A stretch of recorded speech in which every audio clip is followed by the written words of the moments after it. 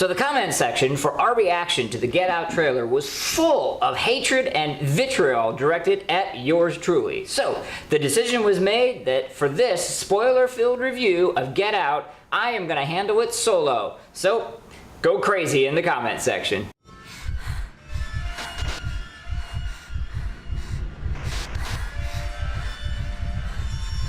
Normally this is the part where we warn you that this is a spoiler-filled review, and of course it is, but there's a second caveat I'm going to add on to that. So, spoiler review, if you haven't seen the movie yet, go ahead and see it, then come on back here.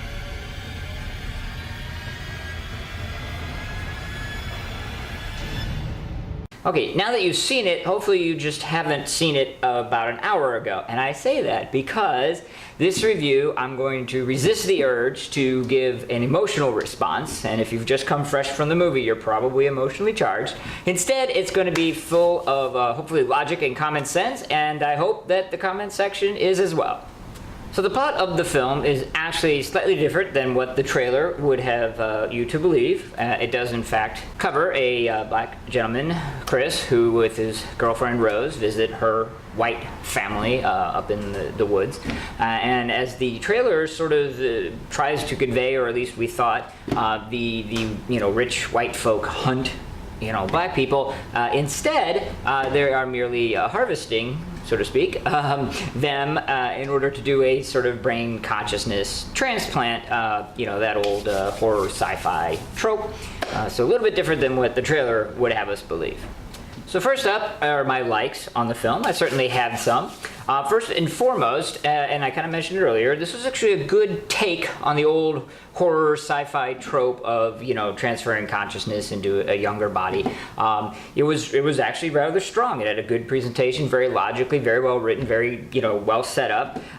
In fact, if Jordan Peele, and I understand this was his sort of freshman outing into the horror serious field, had a little bit more confidence in his writing, then he could have just stuck with that, crafted that well, and then he didn't have to fall back on all this racist bullshit that I'll obviously get into in the dislikes. But speaking of the racism stuff, I actually have to say that the trailer used its race baiting very well in order to generate larger box office numbers. I mean, let's face facts, folks.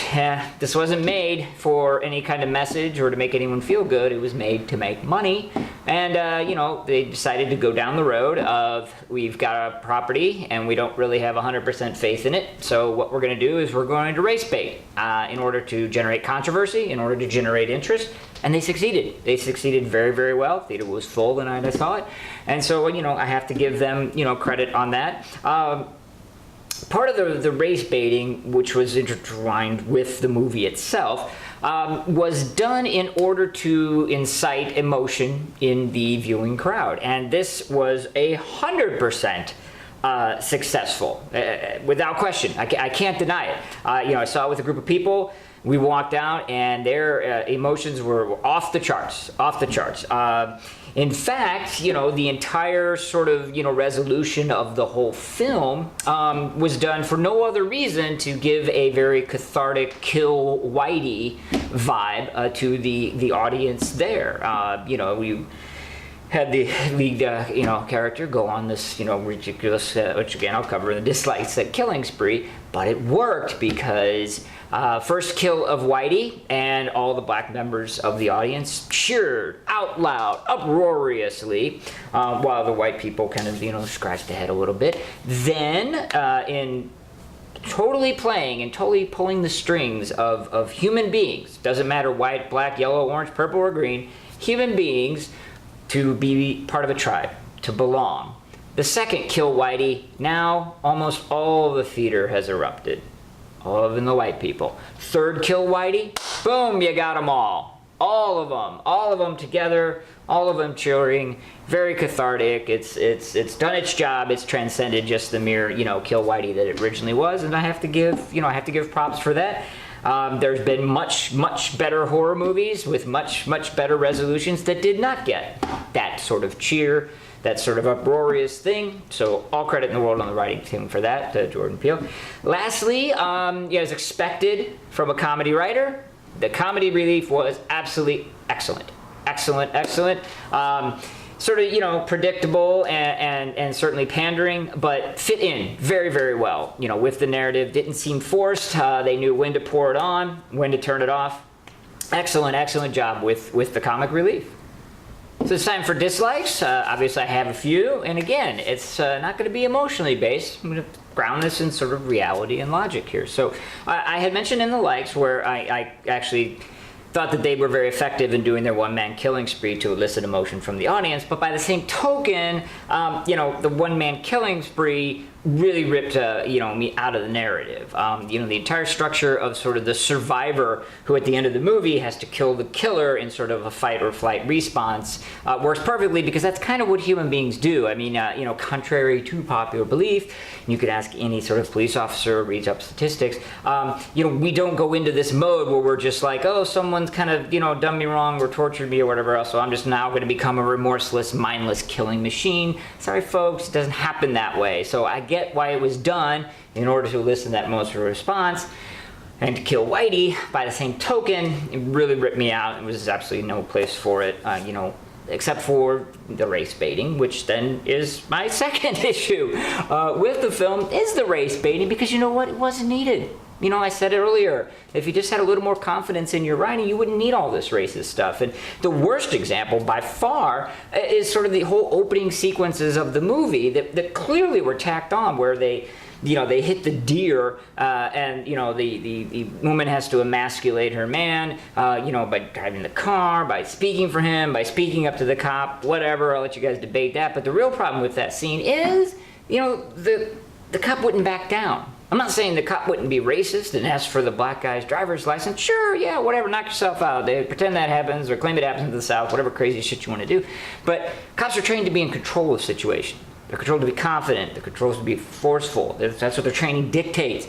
You know, a white woman saying, oh, he doesn't need the license and you don't need to look at it, isn't getting the cop to back down, okay? That whole scene, the whole sequence, just put in there to do a little more race baiting. You know, absolutely ridiculous.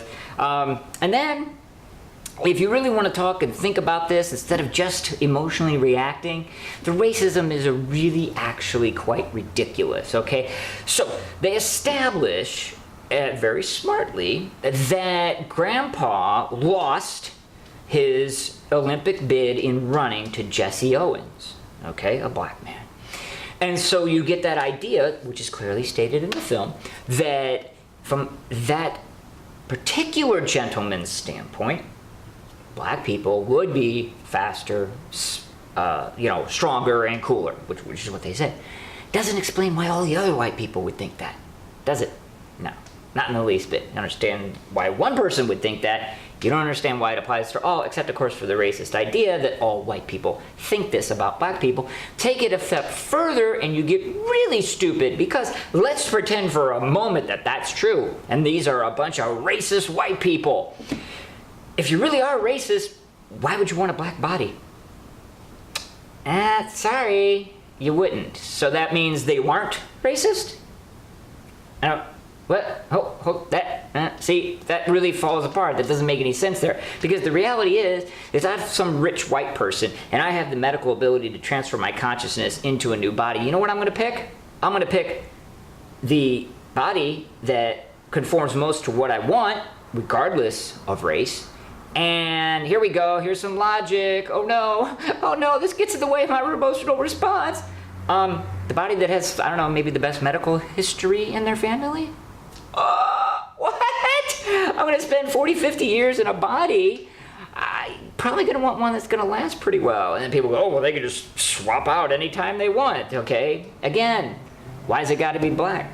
If they're really racist, they're not going to want black. So it just really, you know, falls apart, because you can easily find white people that are stronger than black people, faster than black people, cooler than black people, and the reverse is true as well. So sorry, all the racism falls apart. You go with the best regardless of race, creed, color, sex, religion, all that other bullshit. And then what we really want to get into is, how about that wonderful racism against blacks? What? Wait, what?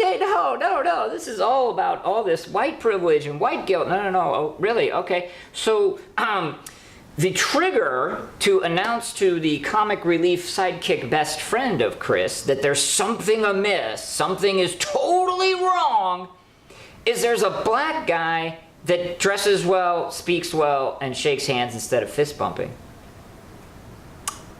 Because black people can't dress the way they want, speak the way they want, and greet the way they want. That sounds pretty goddamn racist to me. I don't know.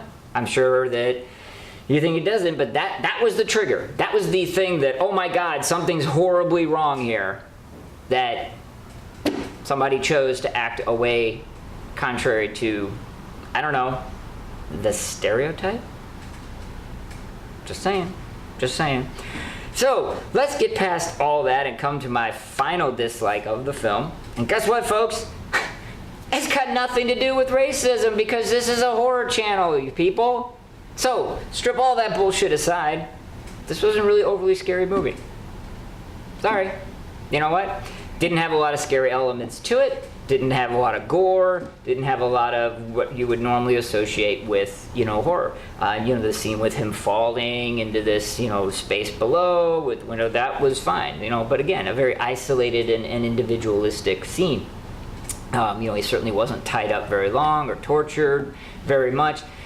So yeah, just not a very scary movie. So it's time to award pinheads for the movie, and kind of like I did as a quick recap, this was a real strong entry into that horror sci-fi subgenre, the transferred consciousness. Extremely well done, obviously on every level, acting, production, directing, everything, and then comic relief, absolutely wonderful. It lost points with all this idiotic racism and the fact that the scares were basically sacrificed in order to get that stupid idiotic racism in. So all that being said and done, I am going to give this, bam, 3 pinheads. All right, well, time to let her rip. So in the comment section below, go crazy and let's get some dialogue going. Hopefully you can take the emotion out of it. Let's try to be a little more constructive. It's probably falling on deaf ears, but right above here, boom, social media. Please give us a follow if you can. Like the video, and hey, you know what? At the end of the day, if nothing else, just like the video so we can keep these coming, because it's refreshing to see a nice horror movie out there, whether you agree with it or not, or agree with me or not, at least they're still being made.